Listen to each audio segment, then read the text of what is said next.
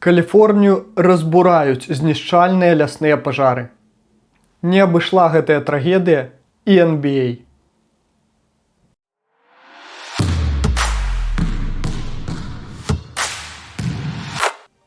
Шановнае спадарства, вітаю! З вами Яўген і праект пра баскетбол па-беларуску. 2025 год набірае свае абароты. Студзень ужо пераваліў за сваю палову. А гэта значыць, што бягучы сезон розыгрышу NBA няўмольна набліжаецца да свайго экватару. А чым жа была адметная першая палова першага месяца новага году ў лізе? Вы даведаецеся з гэтага выпуску праекту пра баскетбол па-беларуску. Ну што, пагналі!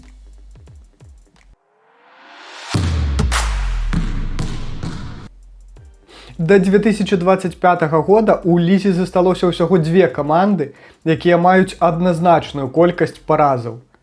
Cleveland Cavaliers і Oklahoma City Thunder. І так сталася, што на першую палову гэтага месяца выпалі два вочныя супрацьстаянні паміж гэтымі сёлетнімі топамі. У ноч на 9 і на 17 студзеня. Да першага матчу Аклахома падышла з найлепшай у гісторыі клуба серыі з 15 перамог запар, пры гэтым ні разу не прайграўшы камандам з усходняй канферэнцыі. А Кэўз з 10-матчавым пераможным рыўком і ні разу не прайграўшы камандам з захаду. Сам матч па напрузе быў варты фіналу NBA. На працягу ўсёй гульні ніводзін з апанентаў не меў двузначнай перавагі ў ліку, а лідарства пераходзіла ад аднаго суперніка да іншага цэлых 30 разоў. Лідар Thunder Шэй Гілджес-Александр зрабіў важкі ўнёсак як у атаку, так і ў абарону сваёй каманды. А вось адзін з галоўных гульцоў Кліўленду Донаван Мітчел гэтую гульню цалкам праваліў. Але як каманда Кэўз выглядалі крыху лепей. Зрабілі крыху больш падбораў, аддалі крыху больш рэзультатыўных перадач, крыху лепей траплялі з-за дугі. Таму і перамаглі з лікам 129-122. Другі ж матч прайшоў пад сцягам салодкай помсты. Аклахома за 3 чвэрці зарабіла такі гандыкап, што пройгрыш у чацвёртай з больш чым двухразовай розніцай у ліку нічога не змяніў. Thunder знішчылі Кэўз 134-114, а галоўнай зоркай гэтай гульні стаў Шэй, які набраў 40 ачкоў. Што цікава, Донаван Мітчел праваліў і гэты матч супраць галоўнага канкурэнта, паказаўшы жудасную рэалізацыю кідкоў і набраўшы ўсяго 8 ачкоў. Вось так студзеньскі двубой двух найлепшых клубаў NBA проста зараз, па сутнасці, так і не выявіў мацнейшага.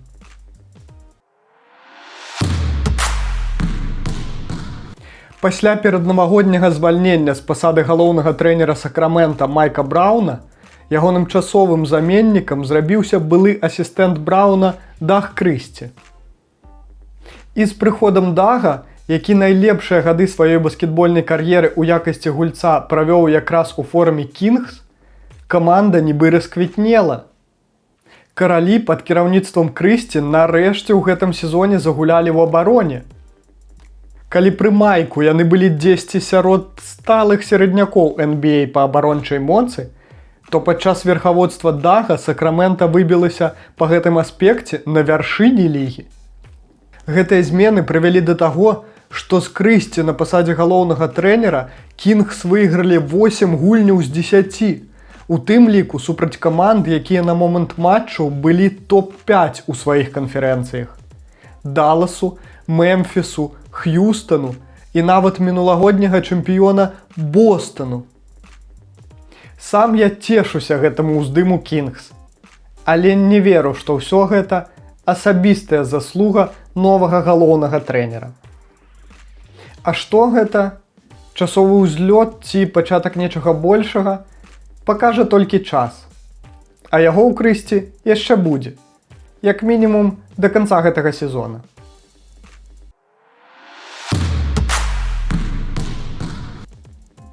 Каліфорнію разбураюць знішчальныя лясныя пажары.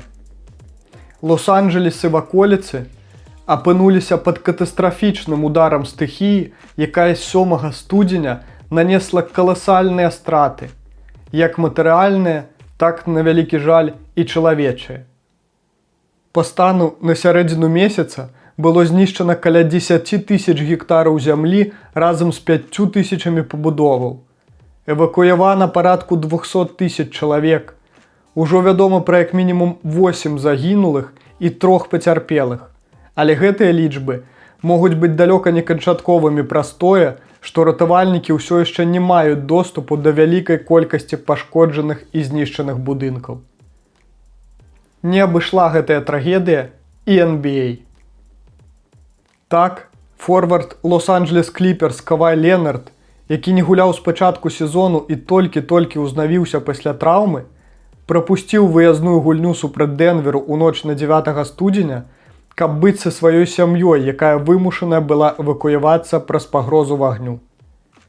Наступны ж матч Кліперс супраць Хорнетс павінен быў быць дамашнім, а таму быў перанесены лігай на нявызначаны тэрмін праз тую ж пагрозу. А другой камандзе з Лос-Анджелесу пашанцавала яшчэ менш. 2 дамашнія гульні Лейкерс супраць тых жа Хорнетс і Спёрс былі перанесеныя праз пажары, а галоўны трэнер азёрнікаў Джей Рэдык апынуўся сярод пацярпелых. Ягоны дом у прыгарадзе Лос-Анджелесу быў цалкам знішчаны. На шчасце, буйства стыхіі паціху атрымліваецца браць пад кантроль. На жаль, гэта ўсё ж такі адбываецца вельмі павольна.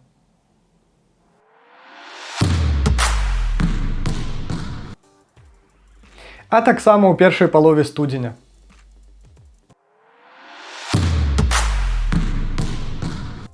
Энтані Эдвардс абнавіў асабісты рэкорд рэзультатыўнасці, набраўшы 53 ачкі ў матчы супраць Пістанс у ноч на 5 студзеня. На жаль, ягонай Мінесоце гэта не дапамагло перамагчы ў тым матчы. Адзін з сёлетніх лідараў Дэтройту Джейден Айві у 4-й чвэрці матчу супраць Арланда ў ноч на 2 студзеня атрымаў настолькі цяжкую траўму нагі, што вымушаны быў пакінуць пляцоўку на каталцы. Медычныя даследаванні выявілі пералом, таму Айві вымушана выбыў са складу Пістанс на нявызначаны тэрмін. Цяжкая страта для Дэтройту.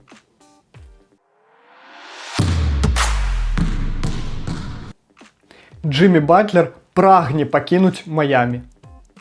Гэтае жаданне суправаджаецца непатрэбнымі паводзінамі і гучнымі заявамі з боку гульца, а з боку каманды 7-матчавай дыскваліфікацыі Джимба за гэта. Але сутнасць ад усяго гэтага не змяняецца. Батлер пацвердзіў сваё жаданне сысці і на сустрэчы з ген-менеджерам Хіт Пэтам Райлі, і на сустрэчу з уладальнікам клубу Мікі Арысанам. Усе навокал сватаюць Джиммі ў Фінікс.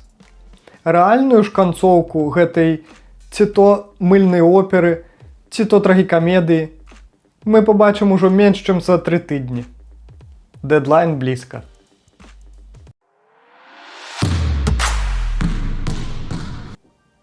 Вось так распачаўся 2025 год у NBA.